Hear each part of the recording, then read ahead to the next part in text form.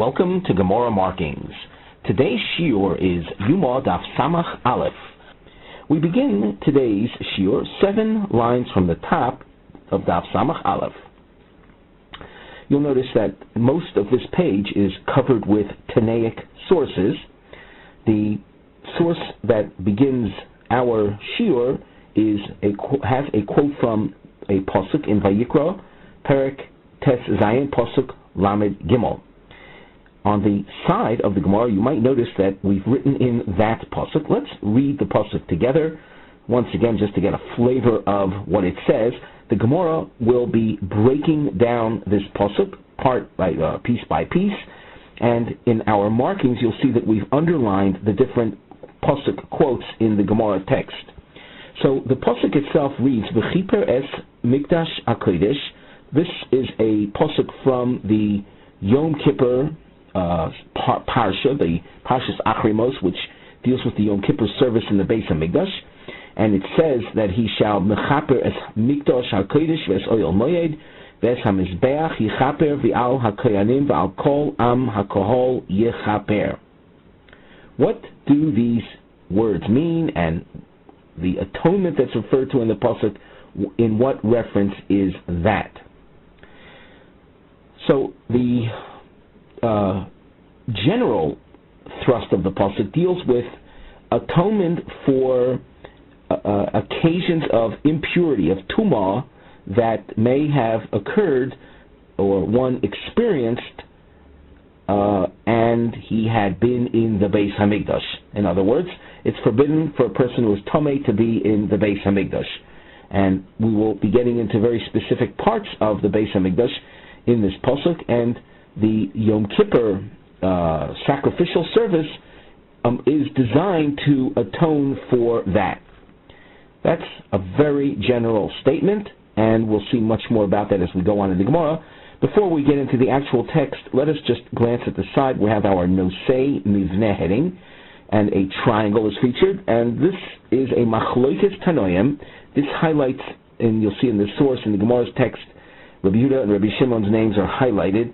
They represent a Machlokes Tanoim, Ma Mechaper Ala Kohanim B'Shar HaMitzvos Chutz Mitumas Mikdash.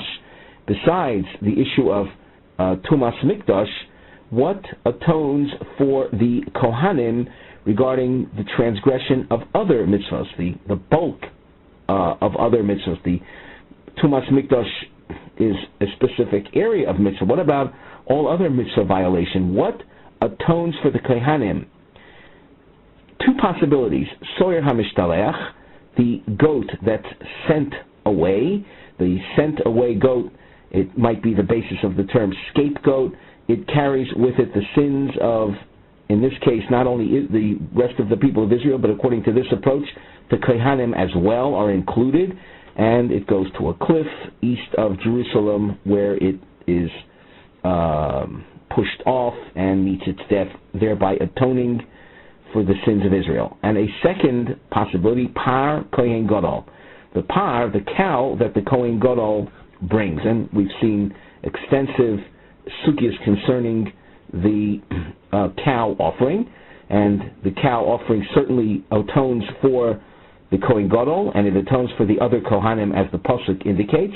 However, when we say that it atones for the other Kohanim, is that a reference to just Tumas Mikdash v'Kodoshev, and it's clear that in that realm the Kohanim are separate?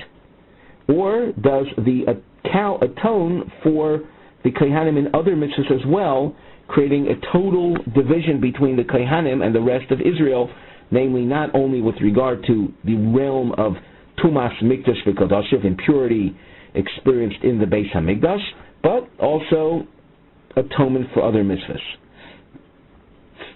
We turn now to the Gemara text, Tanu Rabbanan.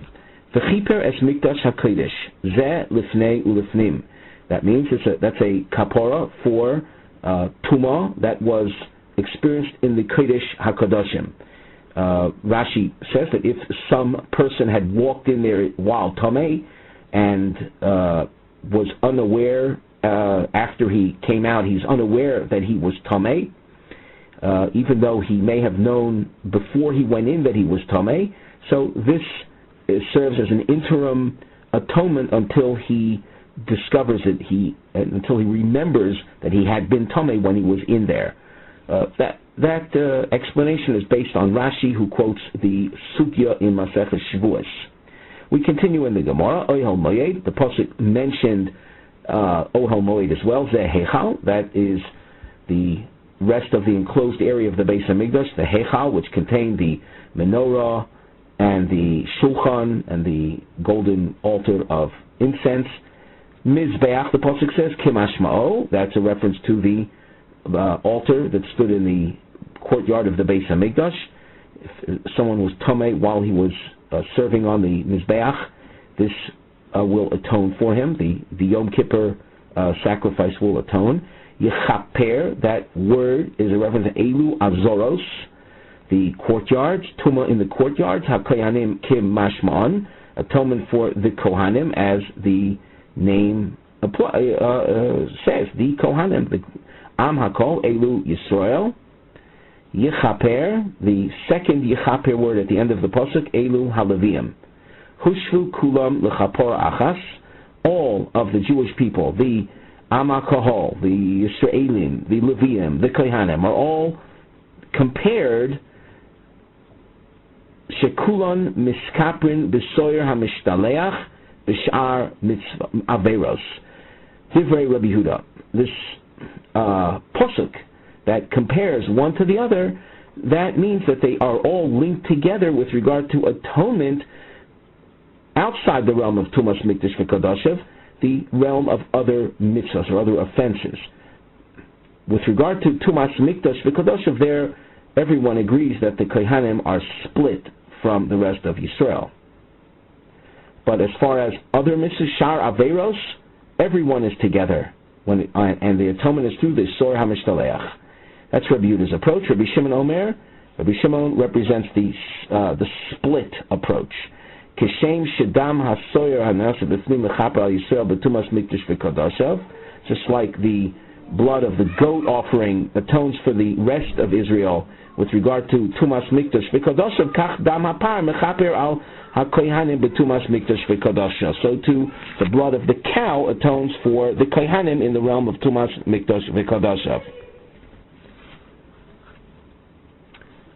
Ukeshem shevidui shel soyer hamishtalech mechaper al Yisrael b'shar averos, kach vidui shel par mechaper al hakohanim b'shar averos.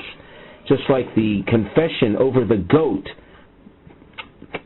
is the source of atonement for the rest of Israel, the non-Kohanim, with regard to their other averos, so too the confession over the cow offering serves as the atonement for the Kohanim with regard to Sha'ar Averos, the rest of the sins.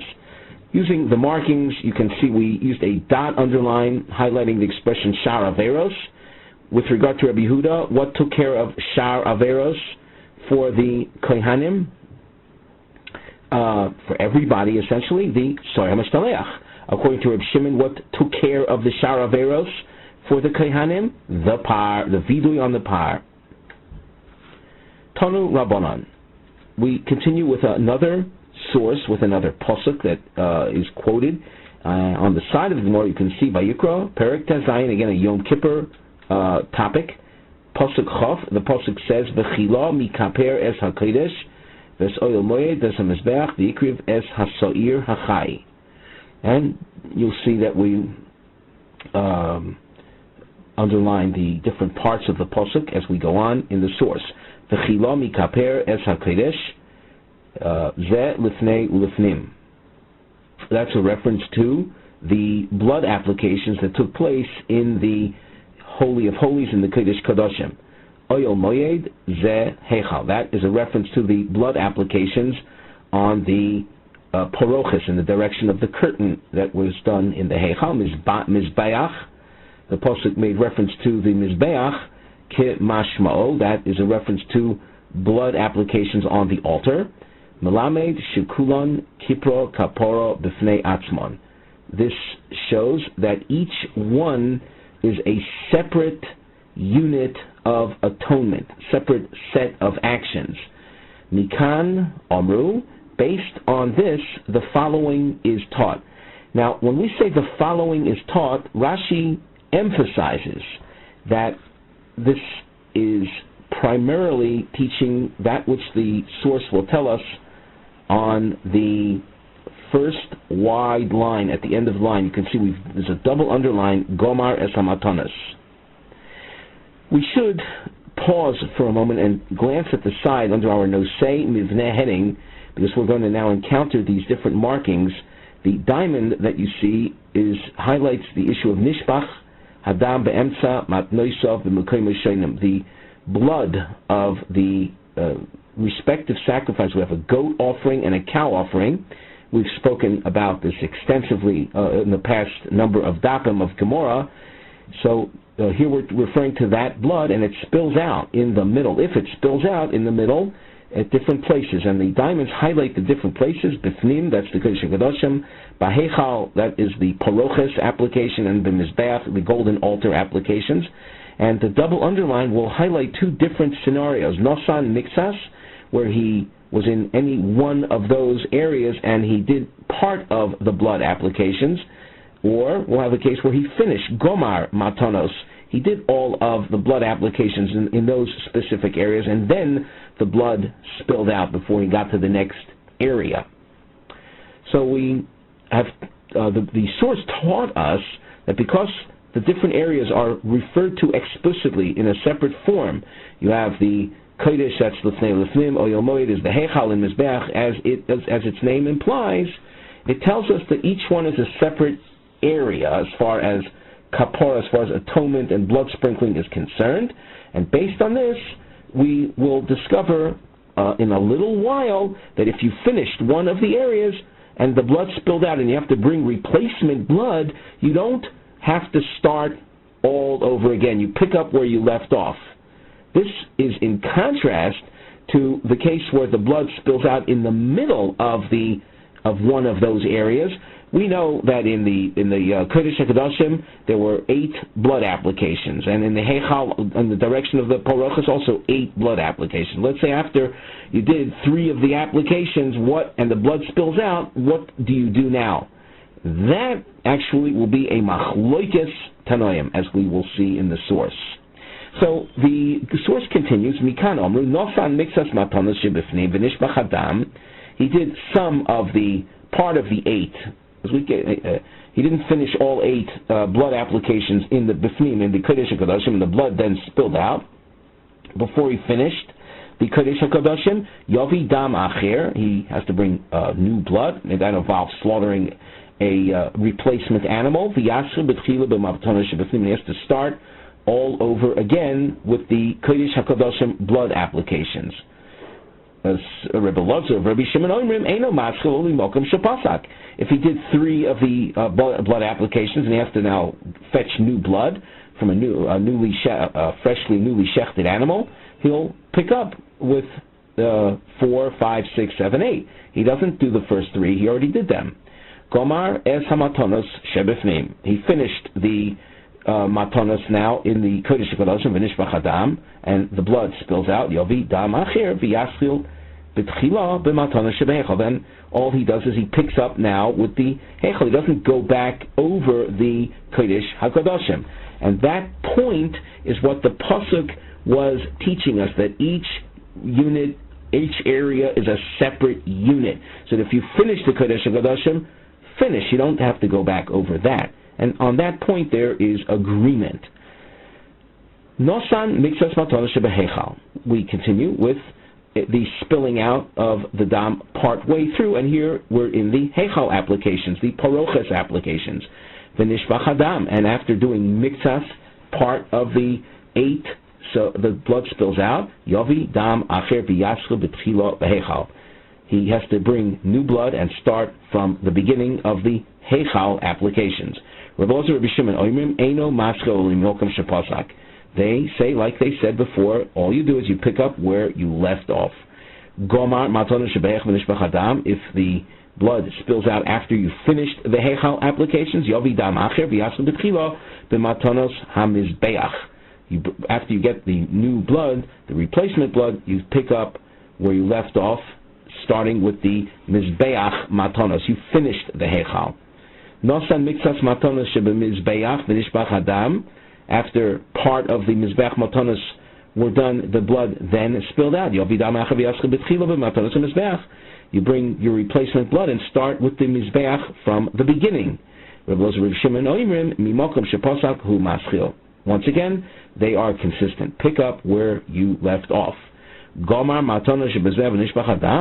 If after the altar applications, which involve 4 corners and 7 on the tiharo, after you finish that and then the remainder blood spilled out, that remainder blood is called shirayim. It ordinarily would be poured at the base of the mizbeach in the courtyard, but in this case it spilled out before you got there. Divrei hakol, everyone is in agreement, lo ma'akfi, that the pouring out of the shirayim, certainly in the case where you don't have them anymore, they spilled out, that is not a binding facet of the Yom Kippur service. Omar Rabbi Yochanan Ushneim Mikra Echodarshu. We saw throughout this source a machlokes between the Tanakama versus Rabbi Lozer and Shimon on the issue of dam spilling out in the middle of one of the areas, where the Tanakama said you've got to go back to the beginning, and Rabbi Lozer and Shimon said pick up where you left off. The Tanakama is referred to in the Gemara by name as Rabbi Meir. So the Rabbi Yochanan is saying that both approaches derived their respective stances from the same verse. What does the pasuk say? Midam chatas hakipurim achas bashana. Interestingly, this is a pasuk in Sefer Shmois, but it's a reference to our topic here of Yom Kippur. It says achas bashana, that clues you into something done once a year. Rabbi Meir Sovar, chatos achas amarti loch velo shtei chatos. Rashi explains that with regard to the atonement needed in the Kodesh HaKadoshim, that can be accomplished only with one animal. Therefore, according to this approach, if the blood spilled out halfway through the blood applications in the Kodesh HaKadoshim, and you would bring a replacement animal and pick up from that point till the end, you would in effect have 2 animals being responsible for the Kodesh HaKadoshim applications, and that cannot be. That's Rabbi Meir's approach to the pasuk. Rabbi Lozer, Rabbi Shimon Savri, they hold chitui echad amarti loch v'lo shnei chituyim. Chituyim is a reference to the blood smearing or application that needs to be done. Chitui echad means at any given blood application, it's to be done once. You don't go back over that which you already did. Hence, according to them, chitui achas. If you have, let's say, 8 blood applications done in the Kodesh HaKadoshim, and the blood spilled out after number 3, so you don't go back over them, because that would be a violation of Shnei Chituyim. If you would go back over them, then you've done the first 3 twice, and that is not acceptable as far as they are concerned. And the result being that you will need 2 animals to accomplish the applications in any given region if the blood spills out in the middle. You'll notice a star aside this brackets. This is a very long bracketed section, very great opportunity to show the power of Gemara markings and what we believe is the most important marking, the bracket marking. Look how far this goes. And if it's hard to see where the bracket closes, well, use the bracket length indicator. You'll see this takes you all the way down Amid Bays. What is going on over here? So in the note on the side, we have a starred note, and we've written Achrei Sograyim, after this long bracketed section, HaGemara Chayzeres L'Inyonim Akshurim L'Nishbach Hadam. The Gemara will go back to the topics concerning the blood spilling out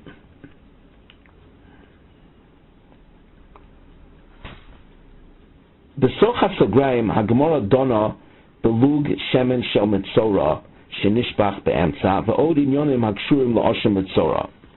Within the brackets, the Gemara is going to get off the topic, completely off the topic, to the realm of Mitzora, and deal with the case where of the oil application that's done in the Mitzora and the purification process. What happens if it spills out in the middle? So the common denominator between this section and that which we learned has to do with spilling out in different areas.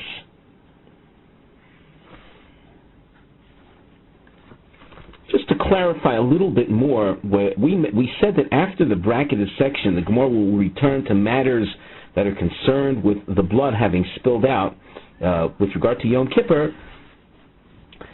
throughout the source of blood spilling out, we saw that you have to bring a replacement animal. The Gemara will be focusing on that case of what do you do with those animals that were brought as replacement animals. And you'll see, without getting into details right now, there will be extra animals, or let's say a lot of animal carcasses that are left. What do you do with them?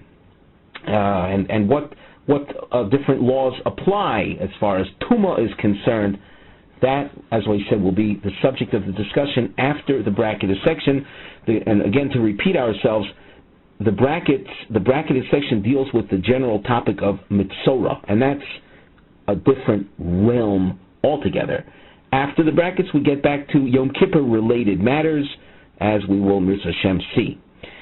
We have a topic heading also on the other side of the page under the Noseh heading. Number 1, Nishbach Lug Shemen Shel Mitzora Achar Shenosan Mixas Matnosov. In achieving Tara, purification, the Mitzora, who was a person who became Tameh as a result of a type of skin discoloration on his body, and there are of course other forms of Tzaras, we're not getting into that now.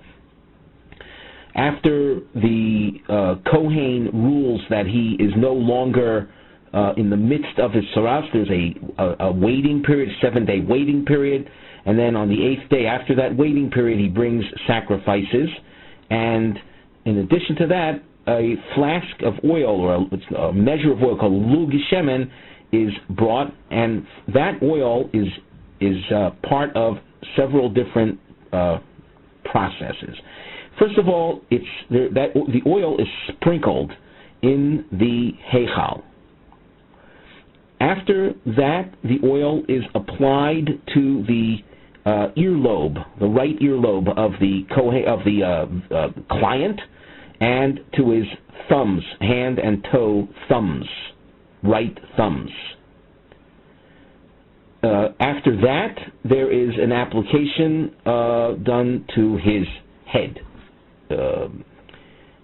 In addition to that, there is also an Osham Mitzora. The Mitzora brings several sacrifices, and one of them is called the Osham Mitzora. And the Osham Mitzora is a very unusual sacrifice in the sense that there is, in addition to the standard sacrificial blood applications on the altar, there is also blood applications to the Mitzora himself.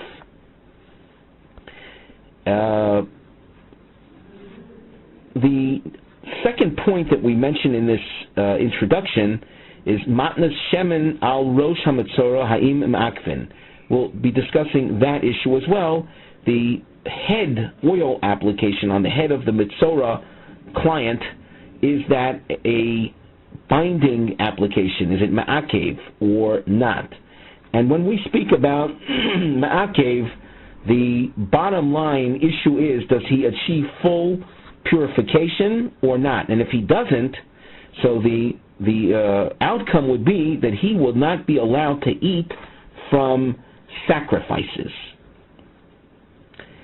Only a Mitzora who had been a Mitzora and then achieves full purification, only then would he be entitled to resume participating in sacrificial meals. Now let's turn to the Gemara with the reading through the bracketed section. Tanya, Omar Rebbe, Li chilek Rabbi Yankiv belugin. Very short source. We need to explain it. We must point out as well that there will be a restatement of this source as a result of a question that is posed in the form of a long Tanaic source that you can see. See the next frame, this frame source, which you can see lasts around 7 lines. Afterwards, the Gemara says, Eima li shana Rabbi Yaakov belugin. And that represents a second version of this source. In the meantime, Rebbe tells us, and as we said, this is going to be redone later, but Rebbe says that li chilek Rabbi Yaakov, that means Rabbi Yaakov taught me a distinction between the topic of the oil applications and the oil spilling out in mid-process versus the way we were dealing with the blood spilling out in mid-process above with regard to Yom Kippur.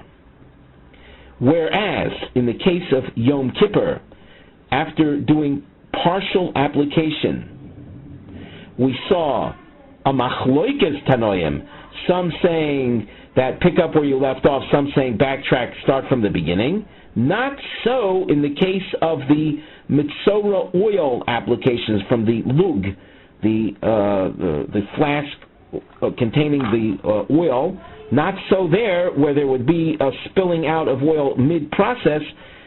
There isn't going to be a machlokes tanoim, but rather everyone will agree that you've got to go back to the beginning. We will see later that isn't so. But even in the case of the lug, there is a machlokes, and as a result of that, we're going to have to change this source. Instead of saying that li chilek Rabbi Yaakov, chilek means a distinction, but rather li shana Rabbi Yaakov belugin, meaning Rabbi Yaakov taught me that there is a parallel to the Yom Kippur case we had before in the form of the lug of the mitzora oil. Let's turn to the Gemara, but once again, this, as we have seen in numerous sugyas in Maseches Yuma, for many of you, these are first-time topics, new topics that you're being exposed to for the first time, and it might sound a bit abstract, foreign, unusual, and that contributes to the difficulty in understanding these things. All I want to do is say, have no fear.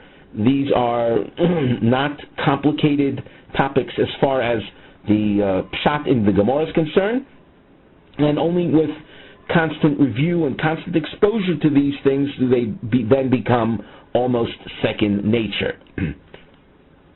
All we are really doing is paralleling the spilling out of the respective liquids in the middle of the application process. What do you do? What are the opinions on those matters? That's all. Now we turn to the Gemara. The Gemara asks, Velo, is that really so, that there is a distinction between the way we deal with spilling out mid-process of Yom Kippur versus spilling out mid-process of lug applications? Are you saying that there is a difference?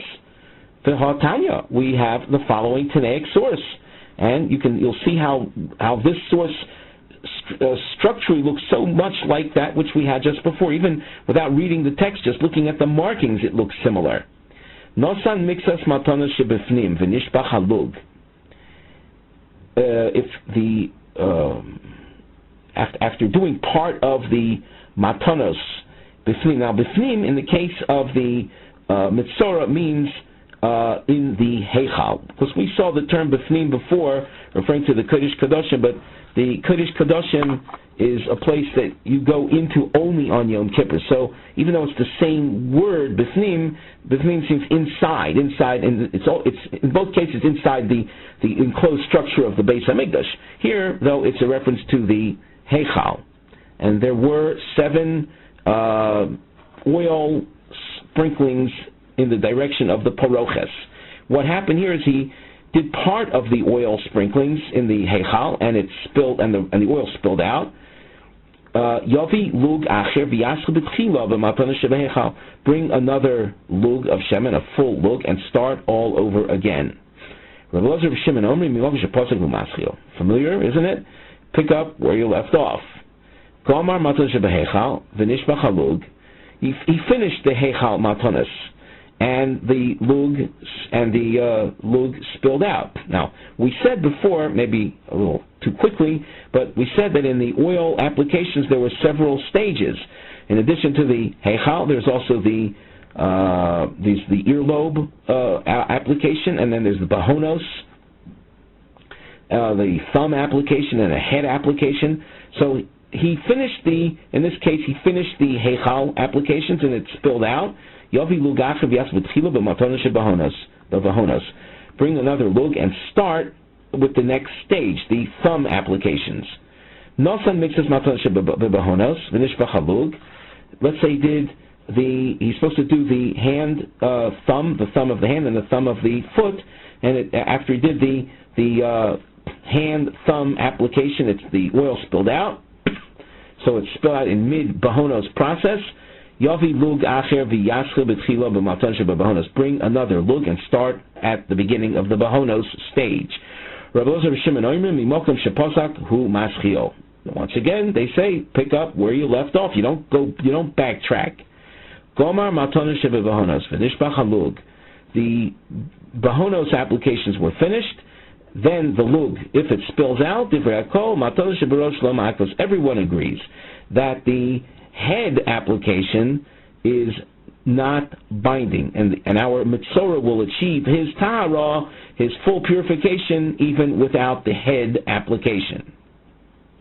Well, we see here that the Tanakama is arguing with Reb Elazar and Reb Shimon, just like he did in the case of the Yom Kippur blood applications. So what do you mean? What does Rebbe mean when he says that Rebbe Yankov taught him a distinction? No distinction is perfectly parallel. Amo, so rather say Li Shona Rebbe Yankov Belugin. That means Rebbe Yankov taught me this machlokes with regard to lug, just like the machlokes in our Mishnah with regard to Yom Kippur. Rashi says, Li Shona Rabbi Yankov es hamachloikis hazeh shebemishnoseinu belugin shel mitzora.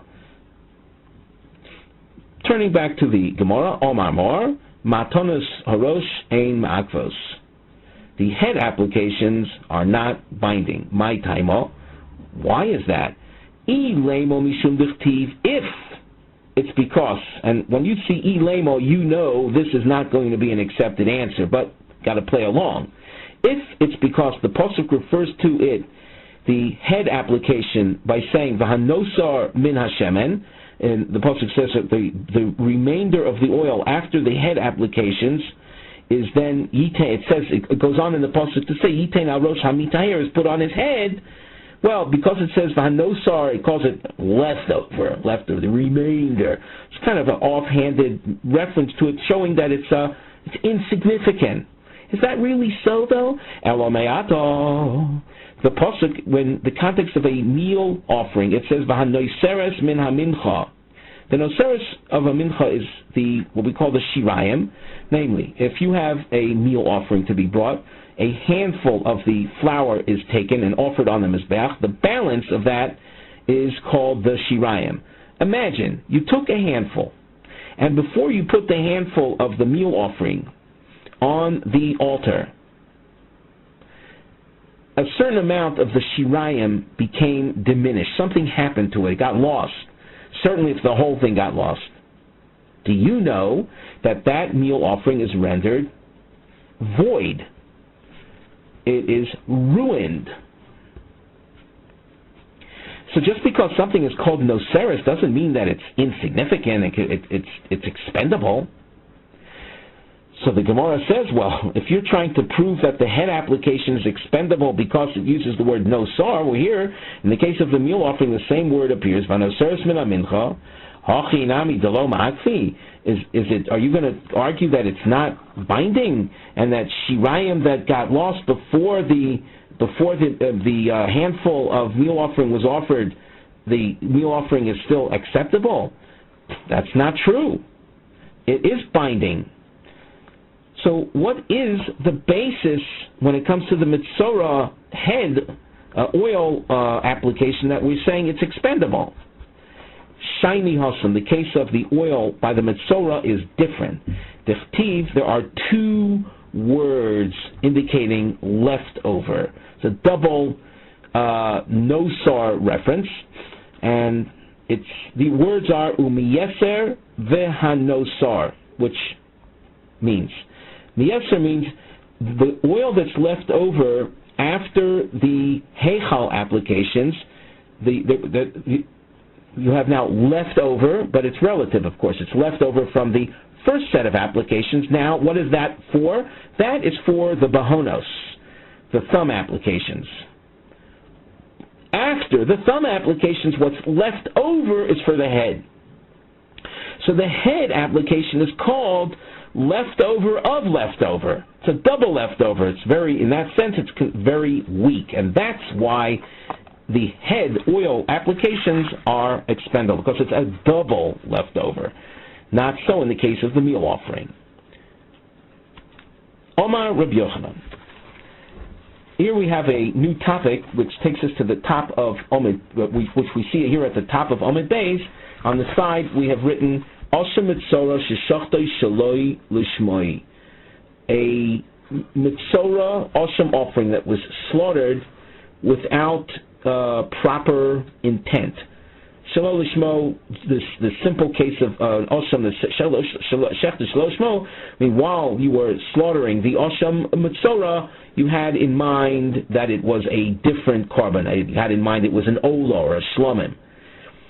Ha'im Zokuk Lahavi Acher, do you have to bring a replacement sacrifice? Just a word of background, and that is that all sacrifices, with the exception of a sin offering, a chatas, and a korban pesach on the 14th of Nisan, all other sacrifices, if they are done shelo lishmoi, the korban is kosher. In other words, the meat can be eaten after their blood is sprinkled. However, the owner who is bringing it doesn't get credit for the korban. There's an element of, we'll call it incompleteness, that we can say with regard to such a sacrifice. So this Oshem Mitzorah was shechted shelo lishmo. It's a kind of, there's an element of incompletion, if you will, as we said. Namely, and we're repeating ourselves, the korban is kosher. However, the owner doesn't fulfill his obligation through it. The question now is, do you have to bring another korban oshem? What do you do? The Gemara, Rabbi Yochanan tells us that in Oshem Mitzorah, Sheshachtoi Shalol Lishmo, we're at the top line of Amid Beis. He says, Bonu L'machlokas Rabbi Meir on the one hand, Rabbi Elazar Rabbi Shimon on the other hand. And we saw how they argued in the case of the Lug Shemen Shel Mitzorah that spilled out in mid-process. Rabbi Meir, the Omar Yovi Acher V'Yasla B'Tchila, Rabbi Meir, who in the context of the oil said that after doing part and the oil gets spilled out, you've got to backtrack and start all over again, because an avodah that's not done in a complete fashion it is as if it's not there. It's as if you did nothing. If you have to start all over again. So hachanami, so too over here in the case of a nishchat shelo lishmo, yavi acher v'yishchot, bring another one and start all over again. Again, it's this, we're paralleling the ideas of incompleteness with regard to the oil application, and we know what the respective Tanaim held over there with regard to this incomplete type of Osham offering. Incomplete here more in an abstract fashion because of lack of proper or full intent, lack of proper intent. So Rabbi Meir said that that something that's incomplete, that which is partial, is non-existent. So here too, the partially good asham is non-existent, and you've got to start all over again.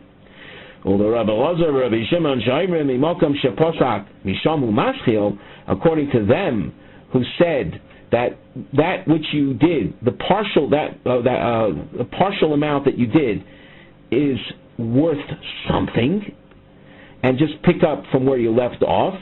He doesn't say that the partial is as if it's not there. Rather, the partial is considered as if it's there. It has significance. Hacha, in the case of the asham, ein loy takona. He has no solution. Now, why not? Let's take a look at the Rashi. Across from here, the Rebbe Lozer, Reb Shimon Damri, Mokum Sheposach Mishol Maschil, Alma Lo Omar Kimanda Leso Damya. They don't say that the partial is as if it's not there. Hachanami, here too with the Asham, Hashivahi. It has significance. The Asham Mitzvah that was done Shelo Lishma has some significance. However, here is the problem. You can't solve his needs by bringing another korban. The pasuk says keves echad asham. This pasuk is in the context of the Mitzorah. He brings an asham. How many? One asham. Asham echad amarti loch v'lo shtei ashamos. One and not two. And by bringing another asham offering, after having done the first one, Shelo Lishma, and saying, well, it has some significance, by bringing another one, you'd in effect have this person having done two ashamos. Here you can't push off and say, like we explained before with the blood applications on Yom Kippur, and say, Chitui echod amarti loch, and not Shnei Chituyim, which was licensed for picking up where you left off. That doesn't have any relevance over here. We're not talking about a blood application. We're talking about bringing another animal and slaughtering it. Hilkoch ein lo takona. Since he's bound by the scriptural restraint, keves echod asham, this Mitzorah client has no solution, and he'll remain in a state of quasi-tumah and not be able to partake of sacrifices down the road. We turn back to the Gemara. Maskif law Rav Chisda attacks Rabbi Yochanan. V'ha oisoi ksiv. The pasuk says, the hikriv oisoi li osham. This is found in Rashi. And the word oisoi is in the singular, and it sounds like one and not another one, not a second one. And that is even according to Rabbi Meir. Why does Rabbi Yochanan say that as far as Rabbi Meir is concerned, there is a solution by his bringing a replacement asham? The pasuk would seem to indicate that even according to Rabbi Meir, that is not an option. Kashya.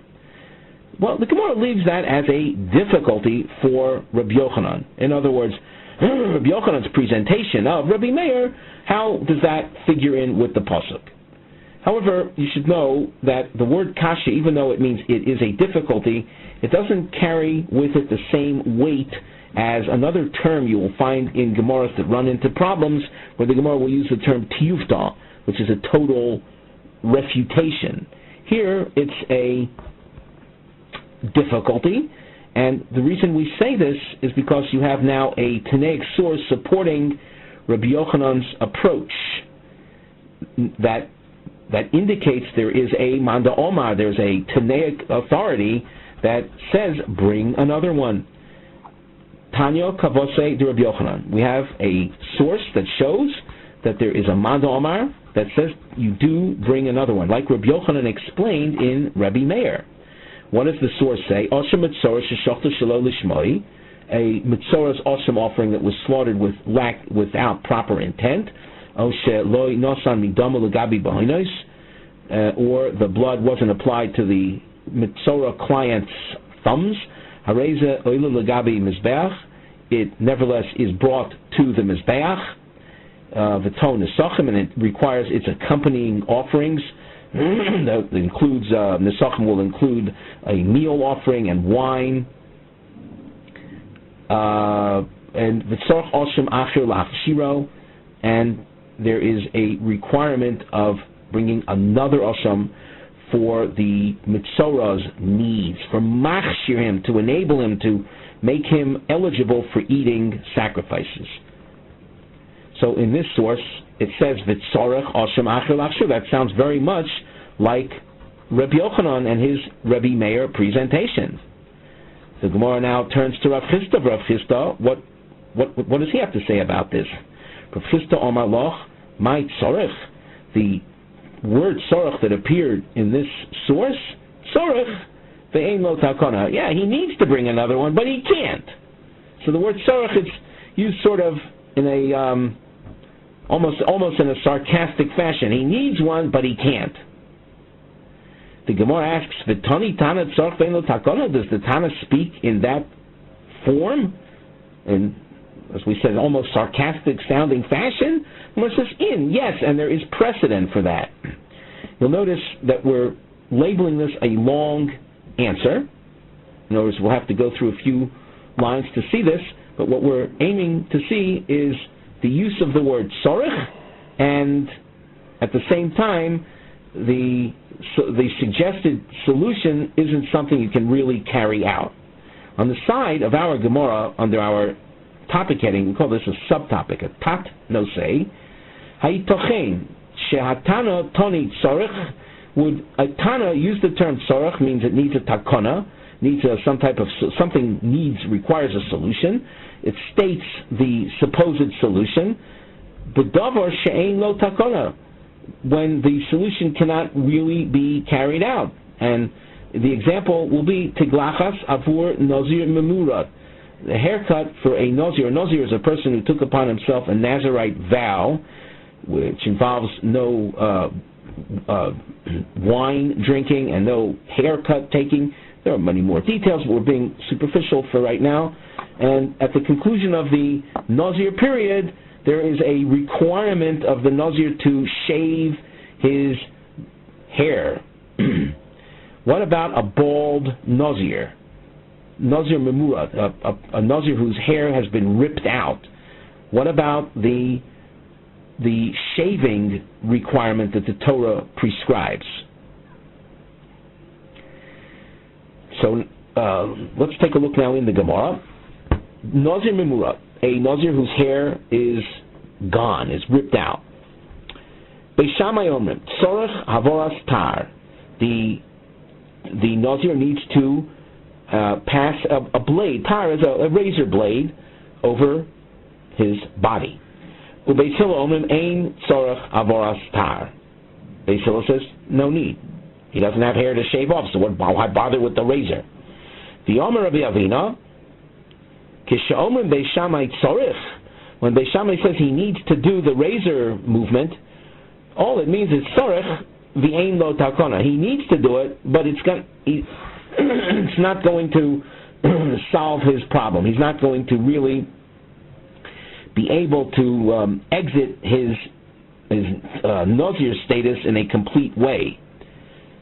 So what did we see here? We see the Tanakh source using the word tzorech, and Rabbi Avina saying he needs to do it, but he can't do it. The basis of this is that when a pasuk says something, you don't have to take it literally. As Rashi says, he reflects the opinion lo bo'in kra kidichtiv. We've underlined that in the Rashi so you can spot it easily. You don't require to take the pasuk literally where something cannot be done. So as far as Rabbi Avino's take on Beis Shammai is that when it says he needs to pass the razor over him, it means he needs to, but if you can't do it, so there's nothing you can do. There's no need to do anything. We've used a double underline to highlight Rabbi Avina, and that's because we want to contrast him with Rabbi Pedos. And on the side of the Gemara, we have under our Mivneh heading, Rabbi Avina and Rabbi Pedos are treated with this double underline. Machloikes b'hodikotani beishamai bin yinozim imurot tzorach avoras tar. They will be arguing with regard to that which Beishamai just said, that a Nazir whose hair is ripped out needs havoras tar. Ma pirush tzorach. What does tzorach mean? Tzorach ve'en lo takona. Does it mean he needs to do it, but there's nothing he can really do? Or yavir tar al mokom shoyalo shoyabo se'ar. Or he does go through the motion of passing a razor over his skin where hair had been growing. We turn back to the Gemara. Upliga de Rebbe Pedos. That which Rabbi Avina explained in Beis Shammai is at odds with Rabbi Pedos's approach. Yuma Rabbi Pedos. Beis Shammai, Rabbi Lozer, Omru, Dover Echad. Beis Shammai had Amoran. Beis Shammai we saw. Rabbi Pedos says that Beis Shammai and Rabbi Lozer in a different context say the same thing. So, Beis Shammai we saw. He said Sorach Havoras Tar. What does Rabbi Lozer say? Disnan. Or should you say Beis Shammai had Amoran? Beis Shammai we saw already. Rabbi Lozer Disnan. Ein lo boyen yad lo boyen regel. Here we're dealing with a person who was a Metzora, but he lacks the thumbs upon which the oil and blood applications would be made. He doesn't have those limbs. Ein lo tara lamas. So the Tanna Kama says he does not achieve full purification ever. Rabbi Lozer Omer noisein al mekaymoi v'yotzei. Now we dashed on the Rabbi Lozer like we dashed on line Beis Shammai 2 lines above. We want to tie them together. Rabbi Lozer says, okay, so he doesn't have those limbs, but you can do something anyway. Put the liquids on the spot that had been occupied by the bohen yad and bohen regel. Rabbi Shimon Omer im nosan al shel smoil yotza. Rabbi Shimon says if he's missing the right thumbs, which is the formal place for those applications, so if you put it on the left, you have also done well. What's the main point, though? Rabbi Lozer is dealing with a situation similar to the Beis Shammai situation. The necessary element is lacking. Rabbi Lozer says, okay, the necessary limb is lacking, put it on that spot. Beis Shammai says the hair is missing, so Rabbi Pedos will have you believe then that Beis Shammai means pass the razor over where hair would have been. So according to Rabbi Pedos, if the Tana says tzorech, it means you've got to do something. Rabbi Avina, on the other hand, when the Tana says tzorech, it doesn't mean that you have to do something. And the basis of that is, as we started to say earlier, Rabbi Avina is of the opinion bo'in kra k'dichtiv. Lo bo'in kra k'dichtiv, and Rabbi Pedos says bo'in kra k'dichtiv. And if the pasuk says v'viu sar al b'sarchem, that you shall pass a razor over your flesh, you've got to pass a razor over the flesh, even if there's no hair over there. We turn back to the Gemara and we glance at the side, in fact, both sides. First we have a pasuk in Vayikra, Perik Yudalid, pasuk Yudalid. When you see Perik Yudalid, you know that you're in the realm of the Metzora. And here we're talking about the Korbanos of the Metzora. The pasuk says, V'lokach hakohen midam ha'osham. The Kohen shall take from the Osham sacrifice. V'nosan hakohen al tnuch oizen amitaher hayemonis. V'alboyen yodo hayemonis. V'alboyen ragloi hayemonis. The blood is applied to the tnuch ozen, to the ear of the Metzora, his right ear, his right hand, thumb, and right foot, thumb. On the side of the Gemara, the other side that is, under the Nosei, the topic heading, we've written Kabbalah Sadam Shel Oshem Metzora Naasis Ayidei Shnei Kohanim. The blood receiving, in the case of the Osham brought by the Metzora, we mentioned the Metzora brings other sacrifices as well, but we're focusing on the Osham because of its unique blood applications. It is done the Kabbalah Saddam, the receipt of the blood, which takes place immediately after the slaughtering, that's to be done by two kohanim. One is Echad Shemekabel Biyado Lematan Oizenu B'Hoinos. One kohen will actually be cupping his hand, and the blood will flow into his hand, from which he will do the ear and thumb applications onto the Metzora client. So he's cupping his hand. It's a Torah-ordained human vessel, if you will. And as your hand is serving as the vessel for receiving the blood which will be used for the ear, thumb applications, and a second kohen, a second kohen who will receive the blood in a standard receiving vessel. It's called a mizrach, which will be used for the altar applications, which is standard sacrificial procedure. But once again, we're repeating ourselves, I know, but the Osher Metzora has in addition to the altar applications, which is standard form, it also has this unique blood application of ear and thumb. We turn to the Gemara. Tana Rabbana, V'lokach midam ha'asham. That was the opening of Pasuk Yudalid, Yochol Bekli, when it says, and he shall take from the blood of the Asham. Does that mean he is going to be gathering the blood in a vessel? Talmud Lomar, V'nosan. It says in the same pasuk, just a few words later, it says V'nosan. Immediately after the phrase V'lokach hakohen midam ha'asham, it says V'nosan hakohen. Now, when it says V'nosan, when the kohen does the applications, the nosan, he gives over, he places the blood al tanuch ozen on the ear of the Metzora. How is he placing the blood on his ear? Well, he's doing it. The kohen is smearing it with his hand on the Metzora's ear. Ma nesino ba'atzma shekayin, just like the nesino, the placing is done by the kohen himself, his own body. His hand is doing it. Af lekicha ba'atzma shekayin. So to the lekicha, the gathering of the blood, the Kabbalah Saddam, is done by the kohen himself. In other words, his hand. The blood flows into his hand. He cups his hand. In fact, he cups his left hand, and he'll do the blood applications using his right hand and smearing the blood on the Metzora's respective limbs.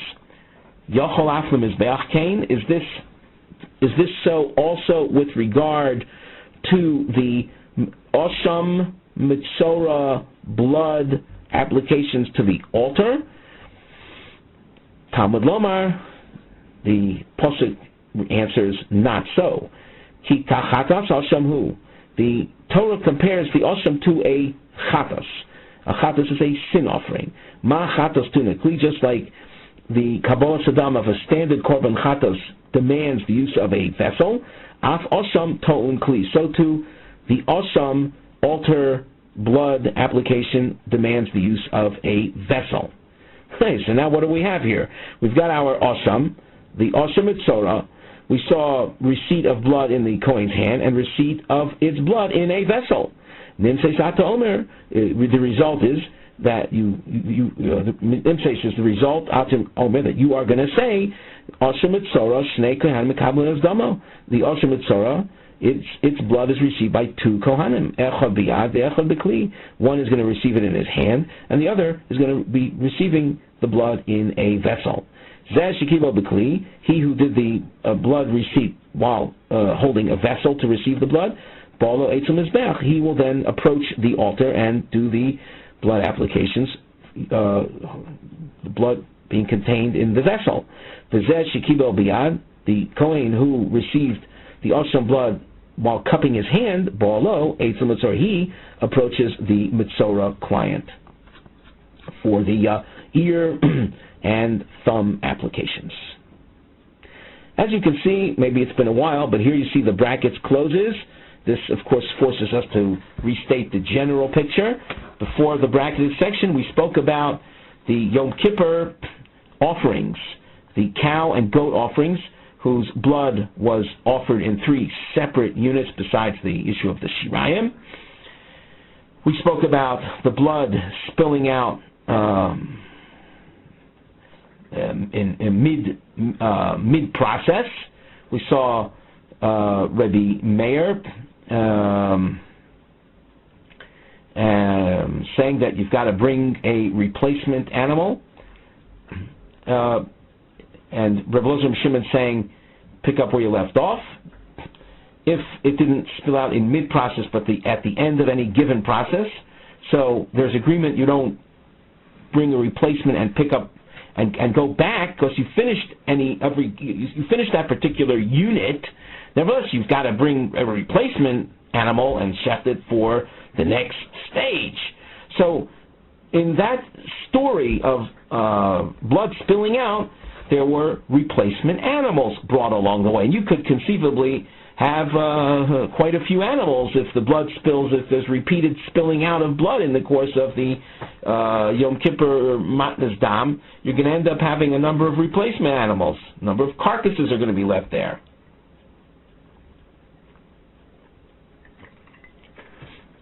Now, we didn't tell you another facet of the Yom Kippur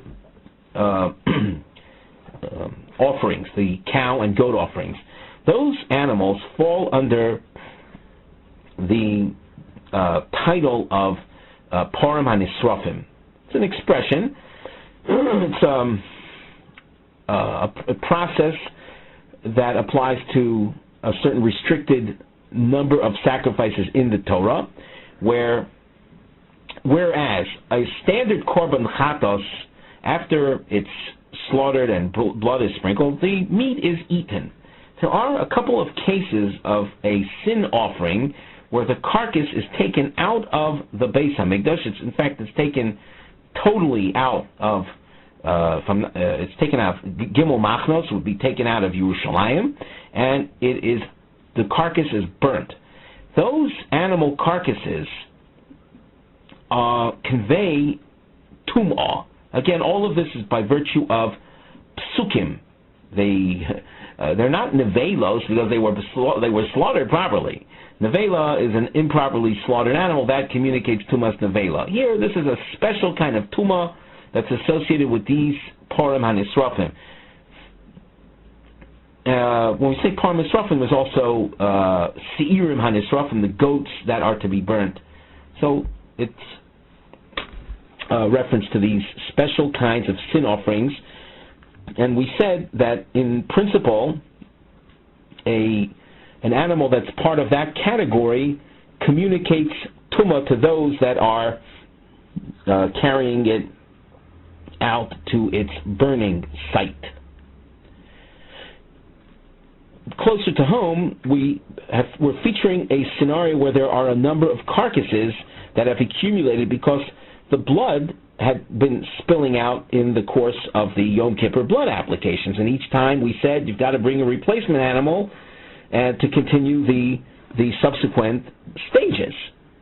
What is the din of all those replacement carcasses? So the source, Tanu Rabbanan, actually maybe we should read our topic heading on the side. The notes say that we've written, Ribui Parim Usirim HaNisrafim Shom Kippur, Biglal Shenishbach Adam, the multitude of these animals that have accumulated, their carcasses now have accumulated because of the blood spilling out in mid-process. Ribui Sirei HaMishtaleach Ekev Shvichas Hadam. We'll also be discussing the send-away goat, the scapegoat, the goat that carried away the sins. You'll have a situation where there will be a number of them as a result of blood spilling out. Now, if the blood of the goat spills out, so I have to bring a replacement goat. Don't forget, I hope that everyone who's listening to us right now are people that have been listening since the beginning of the Masechta. Even so, it's been a while. When the goat offering was chosen, it was chosen along with a second animal, another goat that was called the Sar Mishtaleach. So how was the sawyer that was going to be a Chatas Lashem chosen? It was chosen not just by pulling an animal out of the animal supply, but by having two goats present, and lots were drawn, and the lot that said Lashem was placed on the goat that would be offered as a sacrifice, and its blood is the blood that we have been speaking about all throughout today's Shiur. The other one was the goat sent away with the sins of Israel. In a case where the blood, in fact, of the goat offering spills out, you're going to have to get a replacement goat. How do you do that? So you're going to have to, at this point, we're going to say, you have to bring 2 goats, draw lots, and one will be the Lazazel, but I already have a Lazazel, so from the original pair. Okay, but now I'm going to have another one. And that's because I need to choose a replacement Soyer Lashem for its blood, i.e. it is sacrificed, its blood is received, for me to be able to continue the blood applications as we spoke about all today. But in doing so, I'm going to be drawing 2 new animals, and one of them, and this is going to happen each time, one of them is going to be a Sawyer Lazazel. So I'm going to eventually have a lot of these send-away goats. What do I do? And that's what our note says in number 2, Ribui Sira Mishtalech Ekev Shvichas Adam, numerous Sawyer Mishtalech send-away goats, because of blood spilling. Each time I need to seek replacement goat blood, and in effect I'm doing a new lot drawing process, and that will produce each time a new Sawyer Lazazel as well. Let's turn now to the Gemara. Tonu Rabbanan. V'kulon mitamin begodim v'nisrofin abeis hadeshen. Divrei Rebbe Elazar v'Rebbe Shimon. All of them. What is all of them?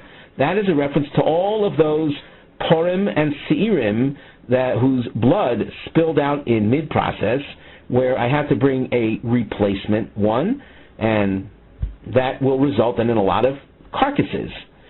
All of those carcasses are metamin begodim. That means that the person who carries them out, the person becomes tamei, and his clothing, the clothing that he's wearing, also become tamei.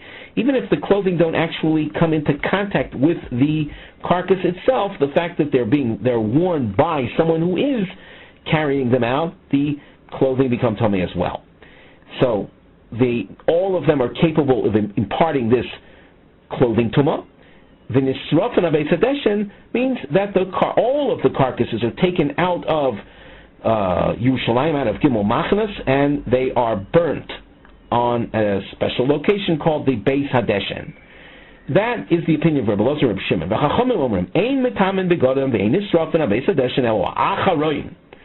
They have a totally different approach and say that as far as all those carcasses are concerned, only the last one will impart this Tumas Begodim, and only it will be required to be burnt out there at the Beis Hadeshen, the special burning site. And why the last one? Hayul v'gomar boi kaporos, because it was the one with which the entire kapora atonement process was completed. Bo'amine Rava mirav Nachman. Rava asks of Rav Nachman, when the Dam HaSo'ir spills out, and each time you're going to have to draw lots again, Kamos Seirim Mishaleach, how many goats are going to be sent away? Omar Le, Rav Nachman says, V'chi Edro Mishalech, do you think he has to send away his entire flock? The Torah says, send away only one. So my answer to you is, only one will be sent away. Omar Loi, Rava responds, if you're coming to your conclusion by saying, what, do you think he has to send away his whole flock? So I'm going to use the same license and ask you, we continue at the top of Samach Beis Omid Aleph, V'chi Edro Soreif. We had a Taneg source in which the opinion of Rebbe Elazar and Rebbe Shimon stated that you will burn all of those carcasses. So is he supposed to burn his entire flock? In other words, the idea of multitudes doesn't seem to stop the the Tanaic source from saying burn the multitude, so I think there's room for saying that. And when it comes to the send away goats, so send away the multitudes. Rav Nachman says back, Midami, how do you compare them? Hasam lo ksiv oisoy, in the case of the nisrafim, burning the carcasses, it doesn't use the word oso, a word in the singular. Hacha, in the case of the mishtaleach, the soyer mishtaleach, the send away goat, ksiv oiso, you have a singular expression. And the pasuk says, l'shalach oisoi le'azazel. So the word oso indicates singularity. Only one is sent away. We turn to the side of the Gemara. We have a topic heading, but riboy mishtachim. In the case of the multitude of sendaways, when you have a lot of goats, that is, you're not going to actually. We just said you're not going to send them all away, but you have a lot of them there. Ezo mishaleach. Which one do you send away? Machlokes. There will be a machlokes in the Gemara. Shnei deos berava. There will be two opinions within Rava. And under the Mivneh heading, the double underline indicates Shnei Deos Barava. You'll see Rav Popi quoting Rava and Rav Simi. Rav Popi on the second line from the top and Rav Simi on the third line from the top, both quoting Rava. And later in the Gemara, the house marking will appear. Ha'asvoros shel kol echad. They represent the explanations of Rav Popi and Rav Simi. The Gemara. Itmar. Rav Popi mishmei de Rava Omar. Rishon mishaleach. When you have the accumulation of seirim hamishtalchim, you send away the soyer hamashech from the original pair. Rav Simi mishmei de Rava Omar achron mishaleach. He says the opposite, namely the last one will be sent away. Bishlamo Rav Simi mishmei de Rava. I understand his opinion, the Omar Achram Shaleach, you send away the last one, Kosovar, because he holds Hoyel the Gomar Boy Kapora, because the blood applications were completed with its particular partner. The Soyer Lashem that was used to complete the blood applications was the last one's partner. Elo, Rav Popi Mishmei de Rava, Michael Sovar, what is the basis of his opinion? Answer, Sovar law to Rabbi Yossi de Omar Mitzvah Barishon. He adopts Rabbi Yossi's approach that says the primary way of fulfilling things is to do it with the first one, Mitzvah Barishon. The Gemara now asks, hey Rabbi Yossi, where do you see Rabbi Yossi saying Mitzvah Barishon? Now, when we ask this question, where do you see Rabbi Yossi saying that, we have to find a case of using the first one that is parallel to our goat situation over here. So it's important to look at things, not just finding the idea of using the first one of a series of items. That's too superficial. We have to make sure that a parallel exists. Of course, what we're saying now sounds a bit abstract, but that will hopefully become clear as we go on in the Gemara. So the Gemara is asking, where do you see Rabbi Yossi saying Mitzvah Barishon? Lema, and the triangles, you can see Lema here, and a few lines later the word Ella, and on the side they represent Chipus Le'ezer Rabbi Yossi Omar Mitzvah Barishon. Which statement of Rabbi Yossi is serving as the basis for Rav Popi's understanding? Ilema Rabbi Yossi de Kupos Desnan. If you think it's Rabbi Yossi concerning the kupos. Kupos are boxes. We'll see they're boxes of money, and the source says as follows: Shalosh kupos shel shalosh soim. There were 3 boxes, each box containing 3 sa'ah in capacity. Shebohem tormin es halishka. The monies that were collected by the Beis Hamikdash, well, you see, the monies were thrown into a chamber. And this is a reference to the Masas HaShekel, the half shekel tax that was collected in the month of Adar.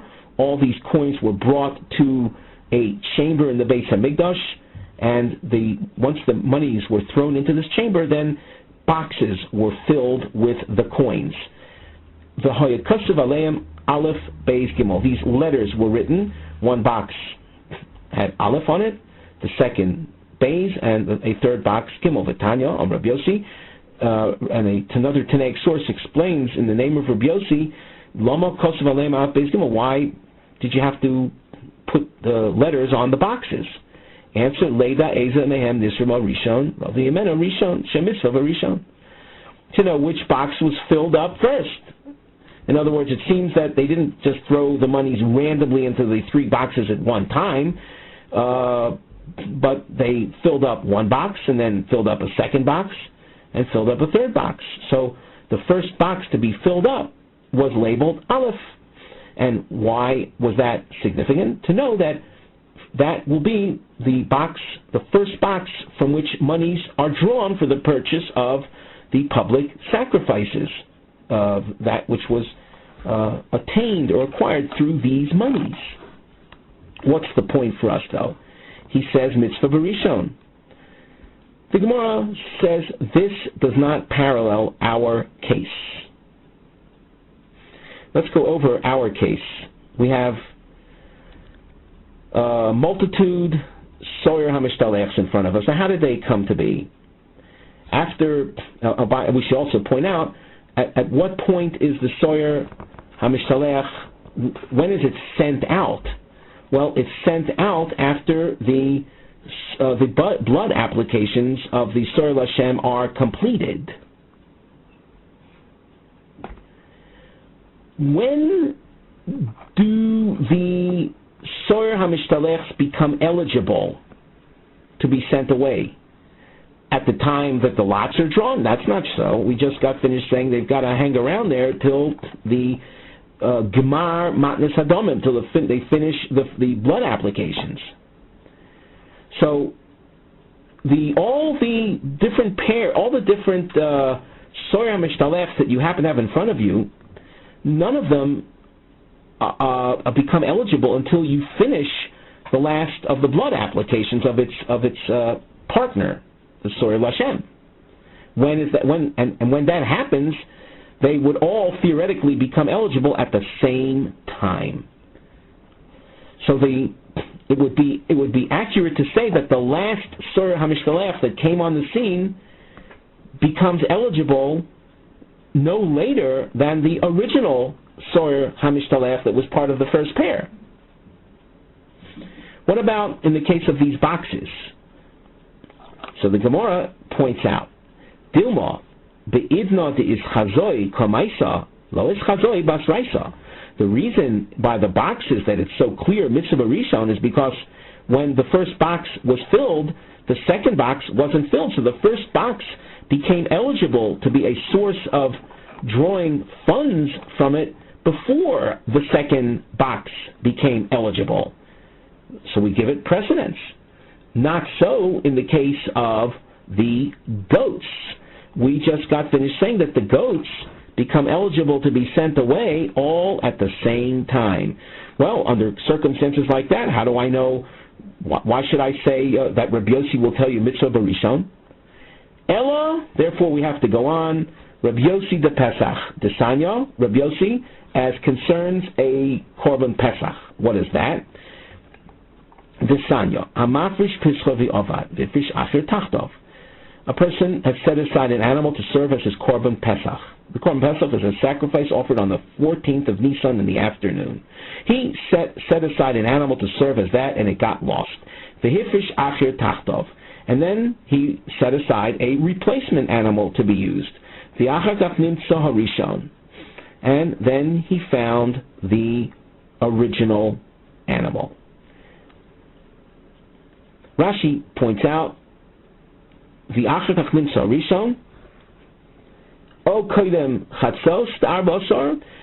the original one before midday of the 14th of Nisan. By the way, before midday is a time that you don't offer any korban Pesach. It's too early.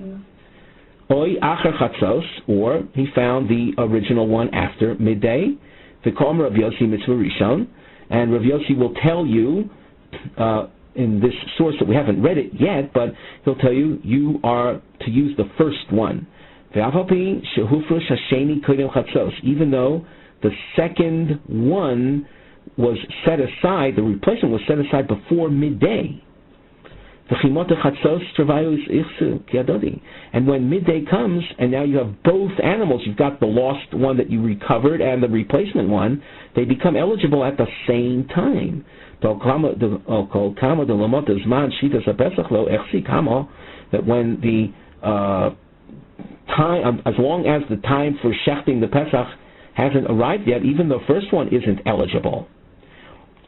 So in the Pesach scenario, you have two Korban Pesachs becoming eligible at the same time, parallel to the Soyer HaMishtalech becoming eligible at the same time, at the completion of all the Matnas Dam.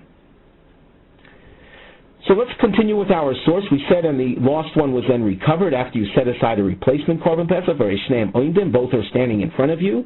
The Chacham say, pick either one is suitable. Rabbi Yossi Yomer mitzvah barishon. Rabbi Yossi says the first choice is to use the first one, the original one, mitzvah barishon. We dashed underline, this is really what we are looking for. However, it does, Rabbi Yossi says that if the replacement animal is a choicer type animal, a better quality one, then use it. But we were looking for a statement made by Rabbi Yossi, mitzvah barishon, which parallels our case of the so'ir, the accumulation of so'ir ha'mishtalefs,